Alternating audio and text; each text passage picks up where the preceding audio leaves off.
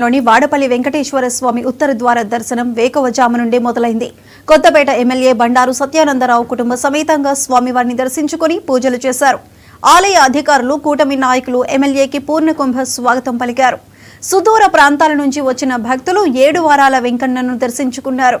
ముక్కోటి ఏకాదశి రోజు ఉత్తర ద్వార దర్శనం చేసుకుంటే సర్వ పాపాలు పోతాయని భక్తుల ప్రగాఢ నమ్మకం. డిప్యూటీ కమిషనర్ నల్లం సూర్యచక్రధరరావు పటిష్టమైన క్యూ లైన్లు ఏర్పాటు చేశారు. డిఎస్సీ గోవిందరావు ఆధ్వర్యంలో సిఐ విద్యాసాగర్ బందోబస్తు ఏర్పాట్లు పర్యవేక్షించారు.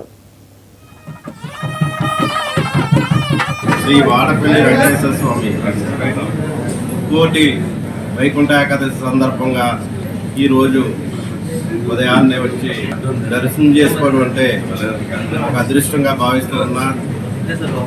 వాడపల్లి వెంకటేశ్వర స్వామి దినదిన అభివృద్ధి చెందుతూ అత్యధికంగా రాష్ట్రంలోనే ఒక ప్రముఖ దేవాలయాల్లో ఒక దేవాలయంగా వెలుగొందుతుంది.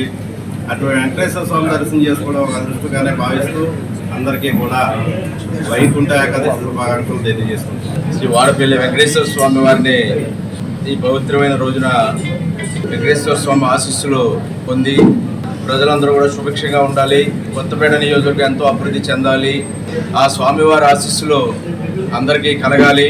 ఈ నూతన సంవత్సరంలో సంక్రాంతి ముందుగా వచ్చే ముక్కోటి ఏకాదశి సందర్భంగా వాడపల్లి శ్రీ వెంకటేశ్వర స్వామివారి సన్నిధిలో ఉత్తర ద్వార దర్శనం చేసుకుని స్వామివారి ఆశీస్సులు పొందడం చాలా సంతోషంగాను ఆనందంగాను ఉంది.